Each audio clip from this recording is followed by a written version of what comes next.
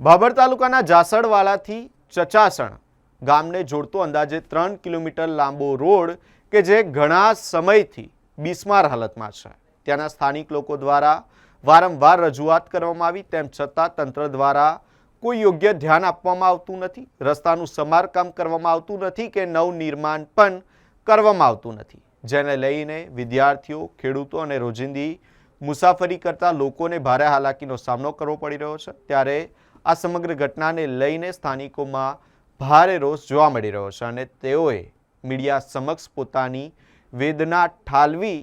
સરકાર સમક્ષ આ રોડને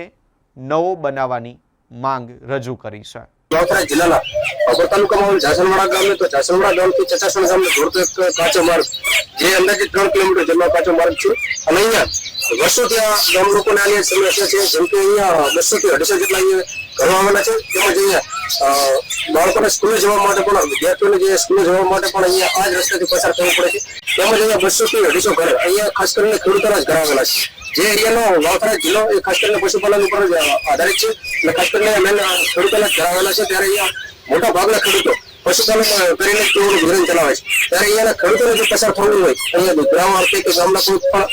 કામ અર્થે તો પસાર થવું હોય તો તેમને આ જ રસ્તેથી નીકળવું પડે છે। તેમજ ખાસ મેન મુદ્દાની વાત એ કે અહીંયા જો કોઈ પણ ઇમરજન્સી હોય, અહીંયા કોઈ પણ મહિલા પ્રેગ્નન્ટ ડિલિવરી એવો કોઈ પણ કેસ હોય, ઇમરજન્સી કેસ હોય તો અહીંયા ખાસ કરીને ઇમરજન્સી કોઈ વ્હીકલને પસાર થવું હોય, એમ્બ્યુલન્સ જેવા અનેક ઇમરજન્સી વ્હીકલને કોઈ પસાર થવું હોય તો આ રસ્તેથી પસાર થાય તો થાય કેવી રીતે? અત્યારે હાલત અહીંયા આ જ શું દસો આ રસ્તે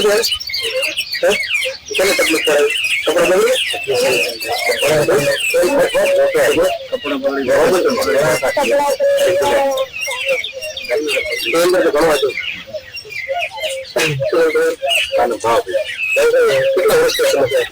આ વર્ષ અમારે આજ 20 તારીખ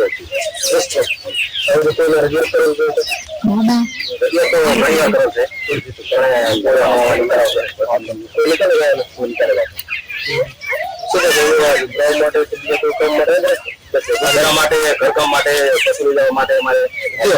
કોઈ કામમાં ડિલિવરી અત્યારે ખાસ કરીને સામાન્ય વરસાદને કરવાનું પડે આ સામાન્ય વધારે પડે તો અમારે આથી પશુ બધા લીધા પર રોડ પડી જવા પડે છોકરાને જે રીતે ભણવાનું એક ખબર નથી પડતી, કારણ કે ડિલિવરી કોણ થાય કોઈ સાધન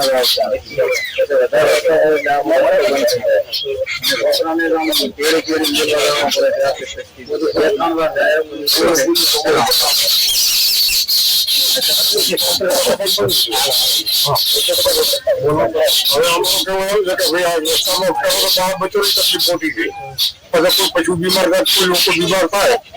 તો અમારે શું કરવું? એટલે બહુ અમારા માટે તકલીફ કામ છે કે સરકારને વિનંતી કરાવવા કે કોઈ સંજોગે અમારો સારી વ્યવસ્થા કરી આવે। રસ્તાના કારણે બાળકોને ભણવા દેવું તો કેટલા દિવસો નથી,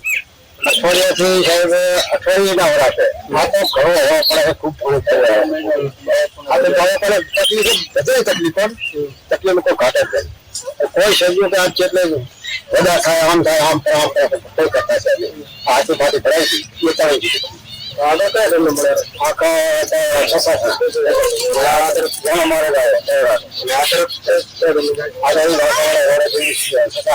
તમારે કઈ તરફ અહીંયા ખાસ કરીને દૂધ ભરવા માટે પણ દૂધ ભરવા માટે બધી વાત અમારે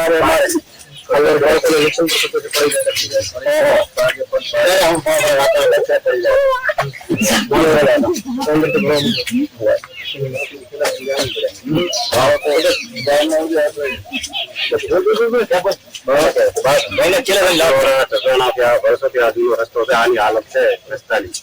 છોકરાઓને શાળાએ જવા માટે બહુ તકલીફ પડે, ગમે તે કામકાજ માટે વહીવટ કોઈ સપોર્ટ નથી। અમારી રજૂઆત ટાઈમે કાલે એમ કે થઈ જાય કોઈ સરપંચ કોઈ ધારાસભ્ય રજૂઆત એનો કઈ